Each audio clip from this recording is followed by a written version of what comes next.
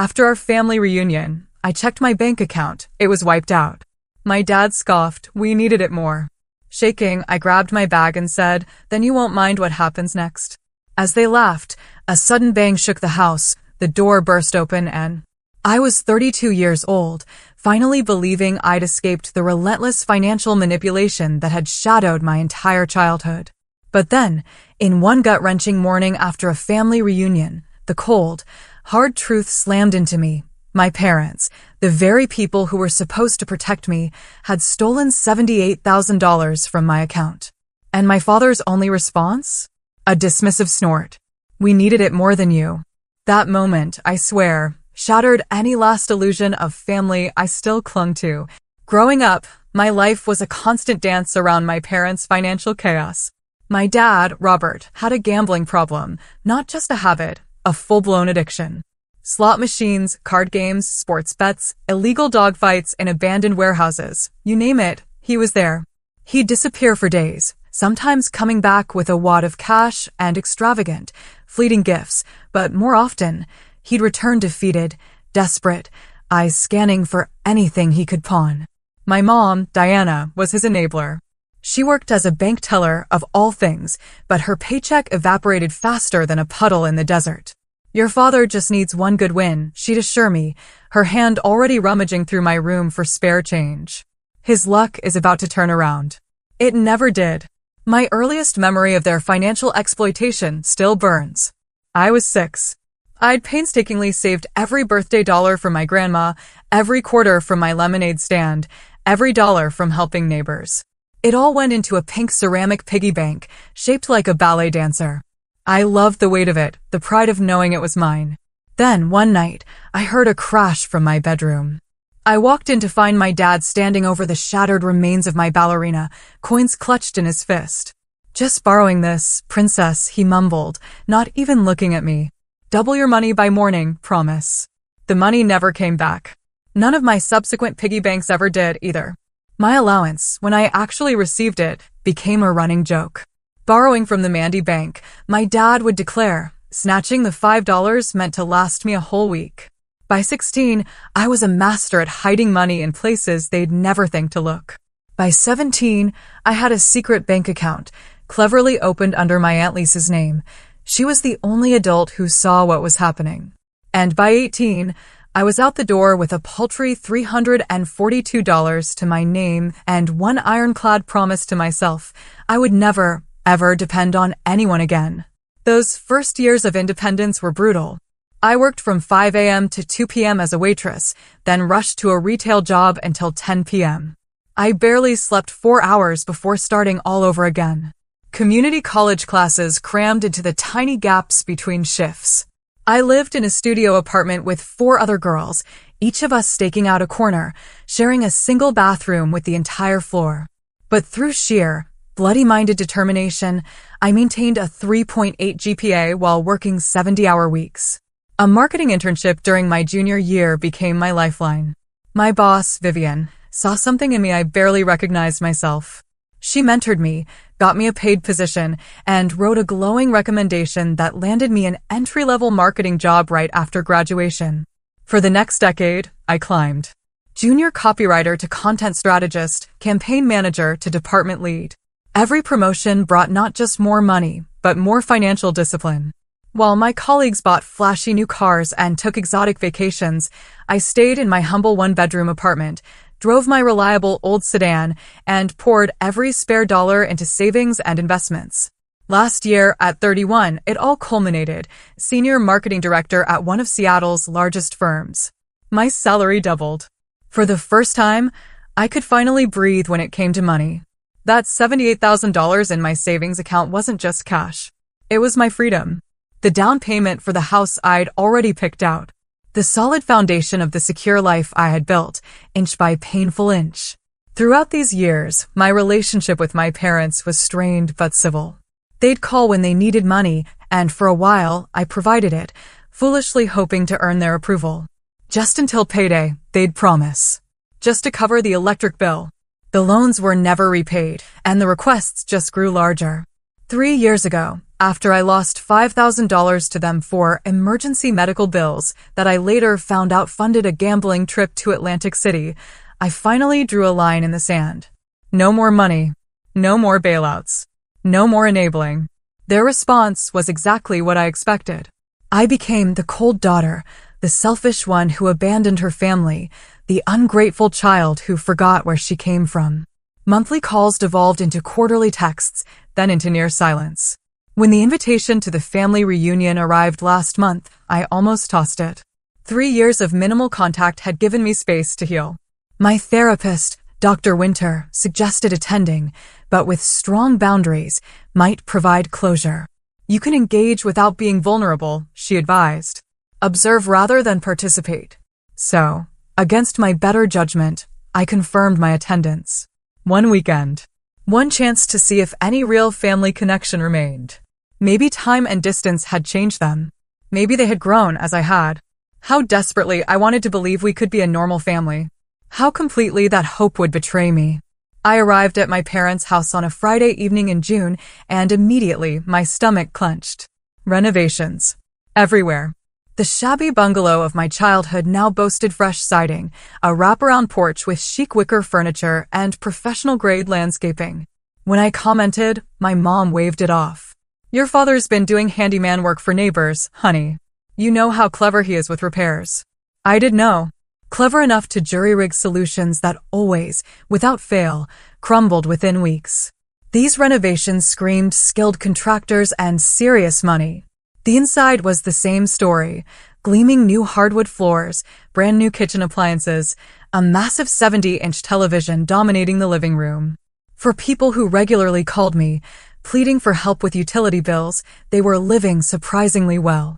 Mandy. My Aunt Lisa embraced me at the door, her whisper urgent. Brace yourself, honey. Everyone's in rare form tonight. Lisa had been my lifeline through the worst years, the one adult who saw through my parents' manipulation. Her presence was a small comfort. The house quickly filled with extended family, cousins I barely recognized, uncles arguing politics, children tearing through rooms. In the kitchen, my mom held court, accepting compliments on an elaborate spread of catered food she claimed to have prepared herself. There she is. My dad spotted me from across the room. The big career woman. Come give your old man a hug. He seemed genuinely proud, parading me around, his arm heavy on my shoulders. Always knew she was smart. Gets that from my side, you know. My mom was equally attentive, bringing me drinks I hadn't asked for, repeatedly introducing me as our successful daughter. She asked detailed questions about my job, my apartment, my friends. She'd never shown such interest in my life before. They're laying it on thick, my younger brother, Jacob, muttered when we had a moment alone. Jacob had followed my example, moving out at 18 and maintaining a careful distance. He worked as an auto mechanic in Portland, visiting our parents only on major holidays. Mom asked if you were still with that investment broker, he warned, his brow furrowed. Seems really interested in your financial situation. Patrick and I broke up 6 months ago, I replied, confused. I told her that when it happened. Jacob raised an eyebrow. She also mentioned you must be doing really well to afford that luxury condo downtown. I live in a standard apartment building in Capitol Hill. Nothing luxurious about it. A familiar unease crept up my spine. They were fishing, testing the waters. Despite these warning signs, a part of me desperately wanted to believe this weekend could heal old wounds. When we gathered for dinner and my father asked me to sit at his right hand, I felt a childish pleasure I couldn't suppress. When he listened intently to my explanation of our latest marketing campaign, I glimpsed the father I had always wanted. After dinner, cousins I hadn't seen in years pulled out photo albums. We laughed over embarrassing childhood pictures, reminisced about summers at the lake. For a few hours, it felt like genuine connection. Remember when Mandy saved for 6 months to buy that bicycle? My mother said, pointing to a photo of my 12-year-old self proudly standing beside a blue Schwinn. She was so independent even then. What she didn't mention was how that bicycle disappeared 2 weeks later, supposedly stolen from our garage. I later found the receipt. My father had sold it to a pawn shop. Independent and smart with money, my father added. Not like her old dad. But hey, that reminds me, how is that investment portfolio of yours doing? Patrick had you in some good stocks, right? The question seemed casual, but his eyes held an unusual focus. Still basking in the warm attention, I answered more openly than I should have. Actually, I switched advisors after Patrick and I split. My new investments have performed really well this year. My advisor shifted some assets into tech startups that nearly tripled. My father whistled. Smart girl. Bet you've got a nice nest egg growing. She does, my Aunt Lisa interrupted firmly. And she works incredibly hard for every penny of it. The conversation shifted, but throughout the evening, financial topics kept resurfacing.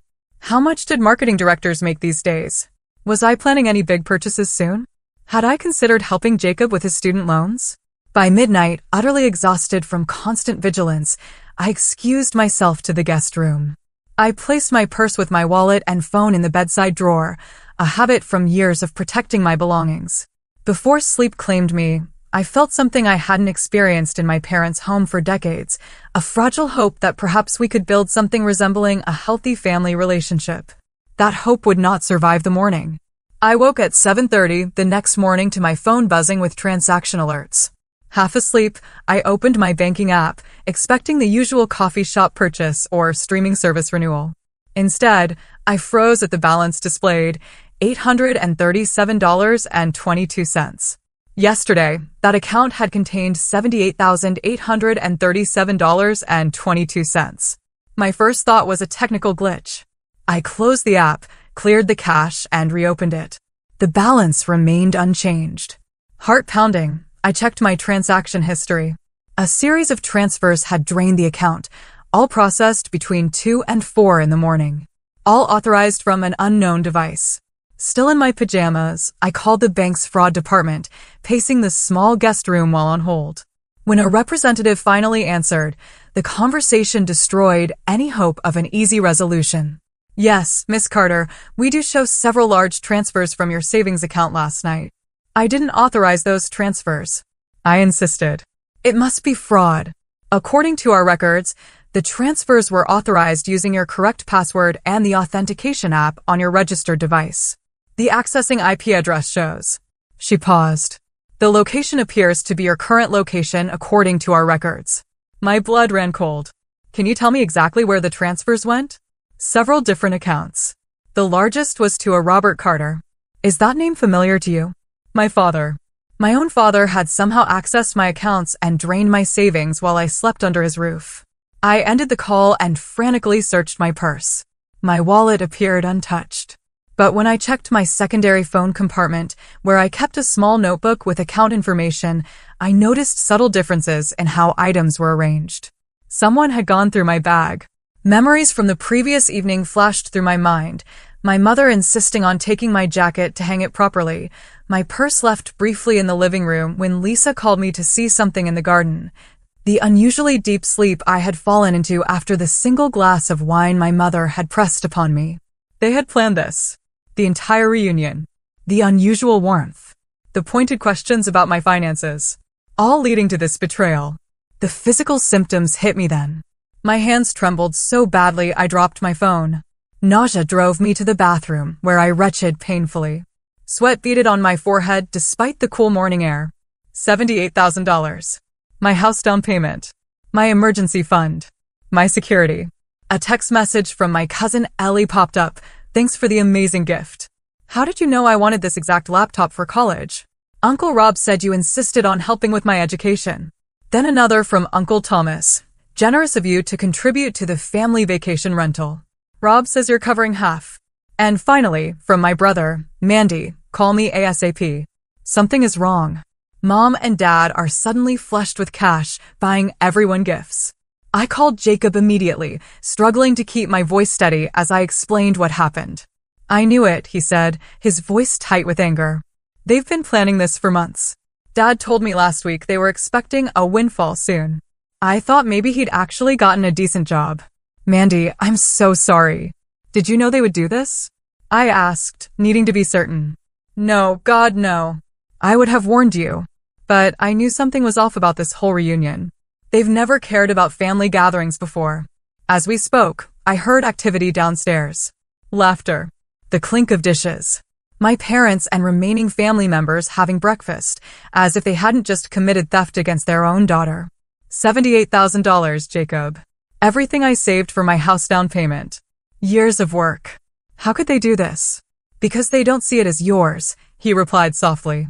In their minds, family money is communal, and they deserve it more because they're the parents. They'll never understand what they did was wrong. I ended the call and sat on the edge of the bed, trying to gather my thoughts. This wasn't just a family dispute. This was theft, plain and simple. They had accessed my accounts without permission and transferred my money to themselves. The fact that they were my parents changed nothing about the legality of their actions. But family complications made everything messier. Would the police take this seriously? Would the bank reverse the transfers when the access had come from my own devices with my passwords? What would this do to the extended family? If I pursued charges against my own parents? $78,000. I couldn't simply write it off. That money represented years of sacrifice, of ramen dinners and declined social invitations, of 60-hour work weeks and delayed dreams. I heard my father's booming laugh from downstairs, followed by my mother's delighted response. They were celebrating while I sat shattered in the guest room. They were celebrating their theft as if it were a windfall they had earned. In that moment, something hardened inside me. The last lingering hope of reconciliation died. The last obligation of familial loyalty evaporated. They were not family. They were thieves who happened to share my DNA, and I would treat them accordingly. My first instinct was to storm downstairs and call the police immediately. But years of dealing with my parents had taught me that impulsive reactions gave them power. They thrived in chaos and emotional outbursts. If I wanted justice, I needed to be strategic. I texted my friend Sarah, who worked as a financial crimes attorney. Despite the early hour on a Saturday, she responded immediately. Do not confront them alone. Document everything. Call the bank again and formally report the fraud. I'll meet you at my office at noon. Next, I called Aunt Lisa, who had left for her hotel late the previous night. I wondered if something like this might happen, she said, her voice heavy with disappointment. Your mother has been dropping hints about a new car and home improvements for weeks. I'll be there in 20 minutes. Do not go downstairs alone. While waiting for Lisa, I methodically gathered evidence. I took screenshots of the unauthorized transfers. I photographed the location where my bag had been searched. I recorded a video walkthrough of the house, documenting the recent expensive purchases that contradicted my parents' claimed financial hardship. I also found something disturbing on my phone. A notification showed my banking authentication app had been accessed at 2:15 in the morning while I was asleep. They must have used my fingerprint while I slept to authenticate the transfers. The violation made me physically ill. When Lisa arrived, I quietly slipped out the back door to meet her in her car. She hugged me tightly as I finally broke down. I know a good lawyer, she said when my tears subsided. Your cousin Michael handles financial crimes. This is theft, Mandy. Plain and simple. The fact that they're your parents makes it worse, not better. We drove directly to Sarah's office, where she and Michael were waiting. For the next 3 hours, we built a case. Sarah contacted the bank's fraud department with her credentials, establishing a formal investigation. Michael prepared documentation for a police report. Lisa provided written testimony about my parents' spending patterns and comments they had made about accessing my money. Here's what we need to understand, Michael explained gently. This will get ugly. Your parents will claim you gave them permission. They will say it was a gift or a loan. They will turn family members against you. Are you prepared for that? They already stole my money, I replied, my voice steady. What else can they take from me? Your relationships with extended family, your peace of mind, your energy for months or years of legal proceedings, Sarah counted off. This will not be quick or easy. Neither was earning that money, I said firmly. I want it back. All of it. We developed a multi-pronged approach. First, the bank would freeze any remaining funds in the transferred accounts. Second, we would file a police report for identity theft and fraud. Third, we would confront my parents with legal representation present, giving them one opportunity to return the money before escalating to criminal charges. Before leaving Sarah's office, I called Dr. Winters, my therapist, and scheduled an emergency session that afternoon. You need emotional support as much as legal support, she reminded me during our call. This is a profound betrayal by the people who should have protected you most. I spent an hour with Dr. Winters, processing the complex emotions swirling through me. Rage at the violation. Grief for the family relationship I had foolishly hoped might still be possible. Shame at having let my guard down despite years of evidence that my parents had not changed. You did nothing wrong by hoping for a healthy relationship with your parents, Dr. Winters assured me. That desire is natural and human. They're the ones who violated trust, not you. By evening, our legal strategy was in place. Sarah had prepared a formal demand letter. The bank had flagged the accounts where my money had been transferred. Michael had filed preliminary paperwork for a police report, pending my final decision on whether to press charges. I spent the night at Lisa's hotel, unable to face returning to my parents' house. Throughout the evening, I received increasingly concerned texts from Jacob, who had left the reunion early to drive back to Portland. "They're buying everyone gifts with your money," he reported. "It's disgusting." In the morning, Lisa, Sarah, Michael, and I met for breakfast to review our approach one final time. Michael had arranged for a sheriff's deputy to accompany us, waiting outside unless needed. Sarah had all legal documents organized in a portfolio. Lisa had contacted several key family members who had witnessed my parents' sudden spending, securing their support if testimony became necessary. As for me, I packed a small bag with the evidence we had gathered, including records of previous financial manipulations by my parents. I brought documented proof of the source of the stolen funds, my years of bank statements showing the disciplined saving that had built that account.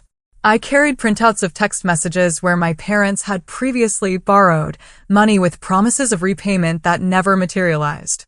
Most importantly, I brought my resolve. For 32 years, I had alternated between seeking their approval and protecting myself from their exploitation. Today would end that cycle, permanently. "Are you ready?" Sarah asked as we pulled up in front of my parents' house. I took a deep breath. I have been ready for this my entire life. We arrived at my parents' house at exactly 10 o'clock in the morning. The sheriff's deputy parked discreetly down the street, ready to approach when signaled. Michael stayed in the car with him while Sarah, Lisa, and I walked to the front door. My hand trembled slightly as I rang the doorbell of the home where I had grown up. No matter how prepared I thought I was, confronting the people who had raised me, then betrayed me, sent adrenaline coursing through my body. My father answered, surprise flickering across his face before settling into a practiced smile. "Mandy, we wondered where you disappeared to yesterday. And Lisa, good to see you again. Who's your friend?" "This is Sarah," I said flatly. "My attorney." His smile faltered for just a moment before returning, tighter than before. "Attorney? What's this about?" "Diana, come see who's here." My mother appeared behind him, wiping her hands on a dish towel. Her eyes darted nervously between us, lingering on Sarah's professional attire and the portfolio tucked under her arm. "May we come in?" Lisa asked, her tone making it clear this was not really a question. My father stepped back, ushering us into the living room where just 2 days ago we had shared family photos and laughter. Now, the atmosphere crackled with tension. "Robert." "Diana," I began formally. "You know exactly why I am here. You accessed my financial accounts without permission and transferred $78,000 to yourselves and others." My father didn't even attempt to deny it. Instead, he scoffed, settling heavily into his new leather recliner. "It's just money, Mandy. You have plenty more where that came from with your fancy job." "That was my house down payment," I replied, struggling to keep my voice steady. "Money I saved for 14 years. We needed it more," he said with a dismissive wave. "The family needed it. You would understand if you weren't so selfish." My mother stepped forward, eyes wide with practiced innocence. "Honey, we were going to discuss it with you.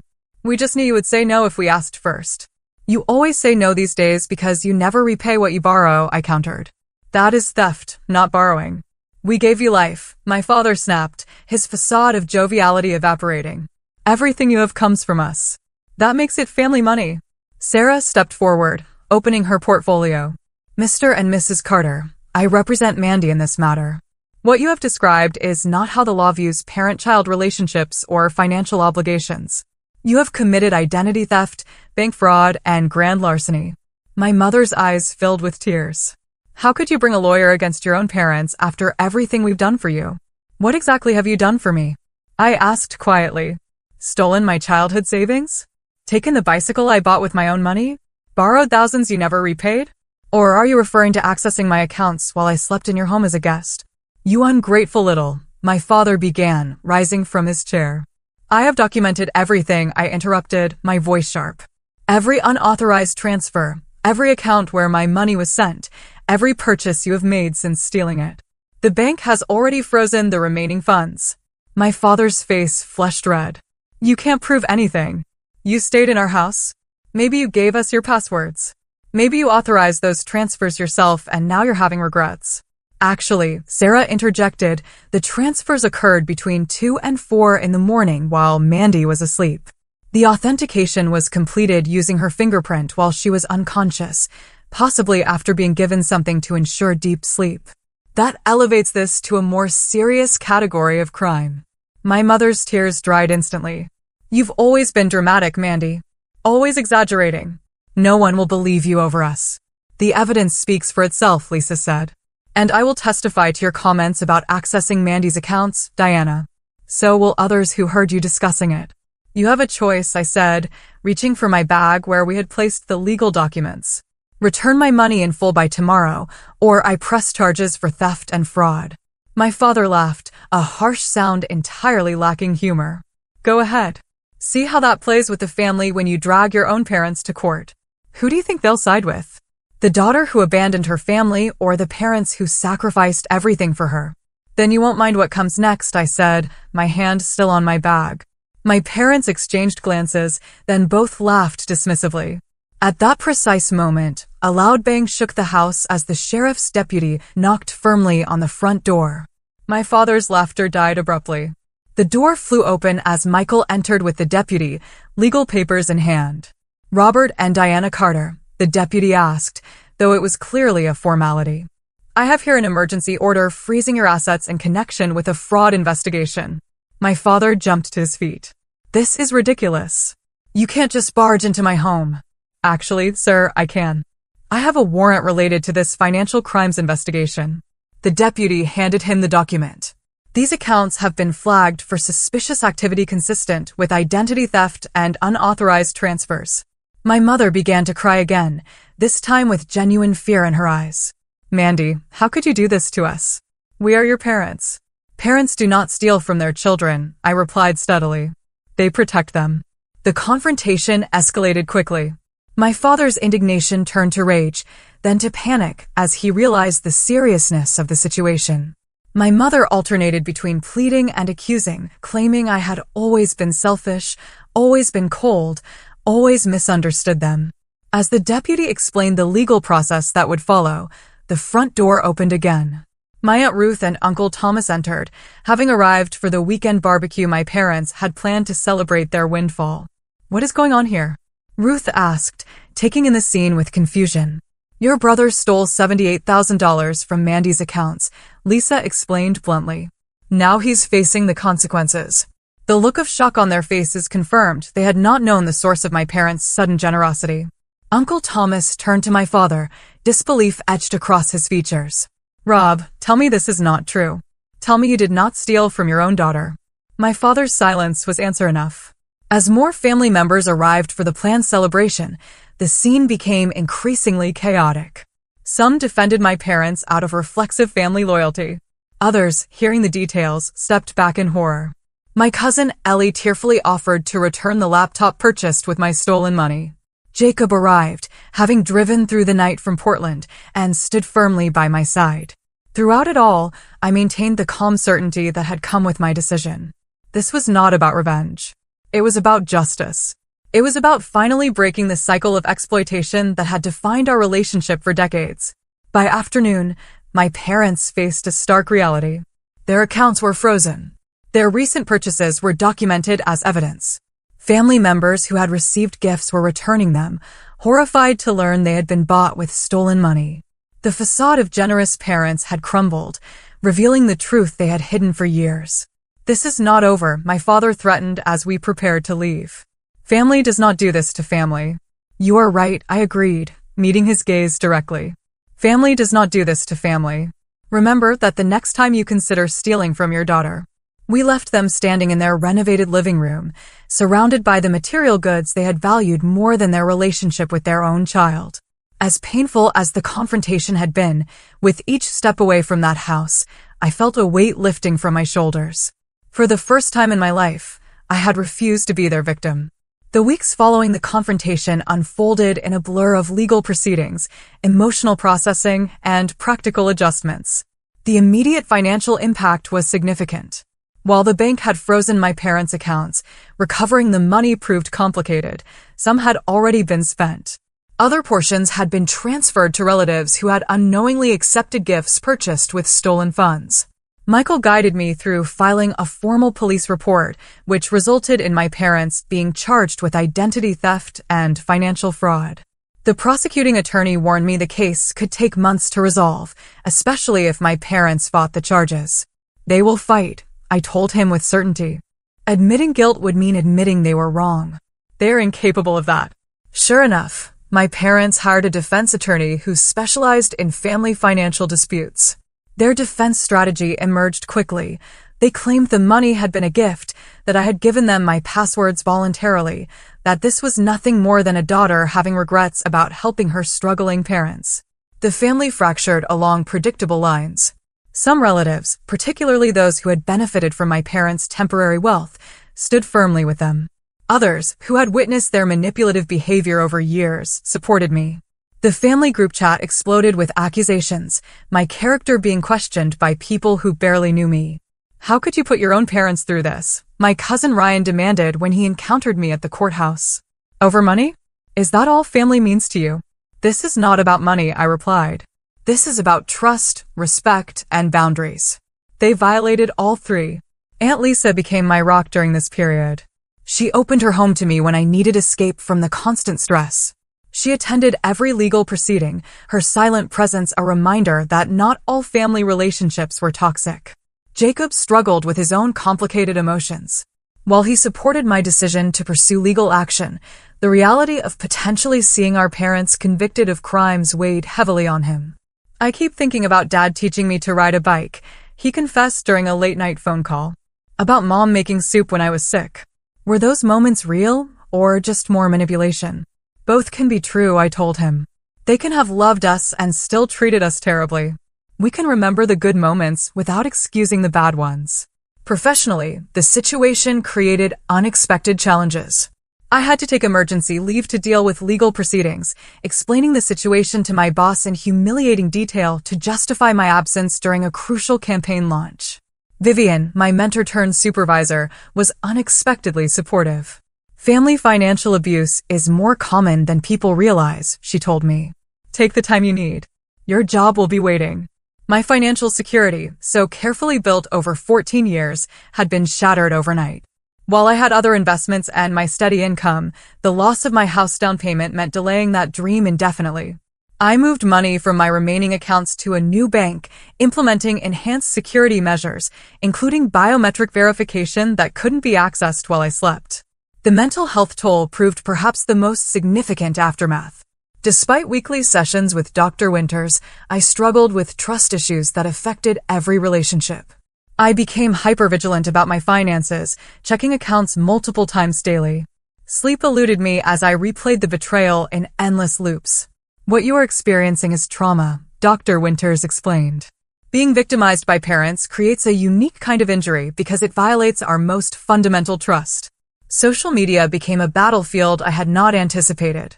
My mother, always skilled at presenting herself as the victim, posted heartbreaking updates about her ungrateful daughter, who had turned on her own parents in their time of need. Distant relatives and family friends who knew nothing of our history left comments of support for them and condemnation for me. I made the difficult decision to deactivate my accounts temporarily, cutting off yet another connection to the extended family I had hoped to rebuild relationships with. 6 weeks after the confrontation, I experienced my first serious wavering. The constant stress had affected my health. I had lost 12 pounds, developed insomnia, and suffered frequent migraine headaches. The legal bills mounted, despite Michael's reduced family rate. A part of me wondered if pursuing this case was worth the cost, not in money, but in well-being. I called Lisa in a moment of weakness. "Maybe I should just let it go." Write off the money as the cost of finally learning who they really are. You could do that, she acknowledged. No one would blame you for prioritizing your peace over justice. But Mandy, this cycle will never end unless you end it. Your parents have never faced consequences for their actions. That is why they keep repeating them. She was right, of course. Throughout my childhood and early adulthood, my parents had faced no real repercussions for their financial exploitation. Each time they took without permission, each time they borrowed without repaying, each time they violated boundaries without apology, they learned that behavior was acceptable. The next day, I reaffirmed my commitment to seeing the case through. Not out of vengeance, but out of a determination to finally break a pattern that had defined too much of my life. As summer turned to fall, small victories accumulated. The bank restored $34,000 that had been directly traced and recovered. My cousin Ellie returned the laptop, and several other relatives returned gifts or paid equivalent value. My parents' attempt to transfer ownership of their house to my Uncle Thomas to protect it from potential judgments was blocked by the court. Most significantly, I began building a new support system comprised of chosen family rather than biological relatives. My friends rallied around me with weekend dinners, movie nights, and the simple gift of normalcy amid chaos. My colleague Zoe invited me to her family Thanksgiving, where I experienced holiday warmth without underlying tension for the first time in memory. Through it all, I kept reminding myself that healing would not follow a linear path. Some days I felt strong and certain. Others, I questioned everything, wondering if I was overreacting or being unforgiving. Dr. Winters assured me these fluctuations were normal, part of processing betrayal by those who should have been most trustworthy. Family relationships are complicated because they are involuntary, she explained. We do not choose our parents, and society places enormous pressure on us to maintain those relationships, regardless of how harmful they may be. Giving yourself permission to prioritize your well-being over family obligation is a profound act of self-care. By December, 7 months after the theft, I had recovered nearly $50,000 through various legal mechanisms. My parents still faced criminal charges, with a trial date set for February.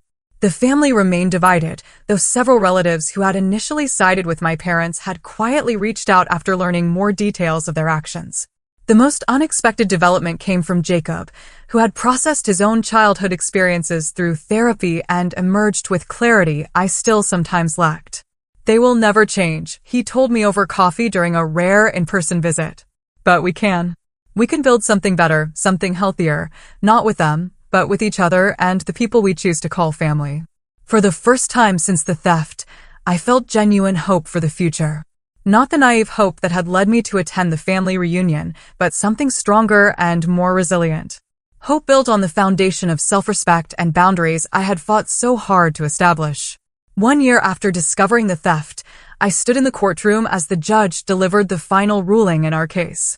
My parents had eventually accepted a plea agreement rather than risk trial, admitting to lesser charges of unauthorized access and financial exploitation in exchange for reduced penalties.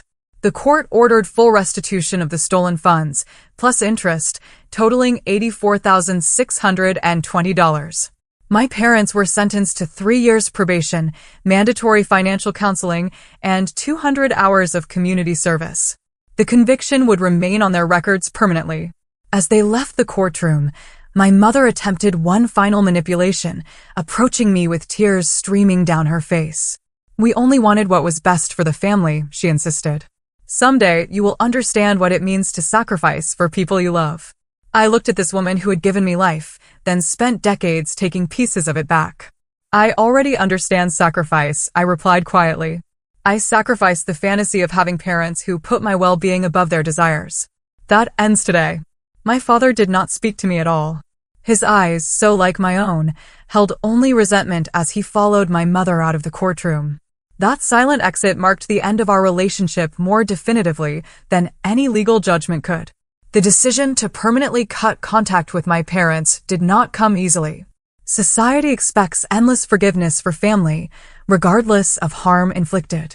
But "they're your parents" became a refrain I heard repeatedly from well-meaning friends and distant relatives who did not understand the depth of the betrayal.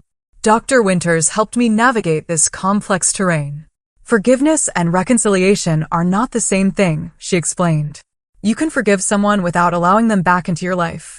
Forgiveness is something you do for yourself to release the anger that binds you to them. Reconciliation requires genuine remorse and changed behavior from the other party. My parents showed neither remorse nor change. Their court-mandated apology letter blamed circumstances, minimized their actions, and subtly suggested I had overreacted. They had not earned reconciliation, and I had finally learned to trust my own judgment above social expectations. With the legal battle concluded, I focused on rebuilding. The recovered money went back into my house fund, now supplemented by a promotion to executive marketing director that came with a substantial salary increase. By spring, I had placed a down payment on a small craftsman-style home in a quiet neighborhood, my first true sanctuary. The process of healing proved more complex than the legal proceedings. Trust came slowly, even with people who had never betrayed me. I developed new financial habits, creating multiple layers of security around my accounts. Perhaps most importantly, I learned to distinguish between healthy generosity and exploitative expectations. Money is just a tool, my financial therapist explained during our sessions. The problem was never your money itself, but how your parents used it to control and manipulate. Healthy financial relationships involve mutual respect, clear boundaries, and explicit agreements. I practiced those principles as I helped Jacob establish his own financial independence.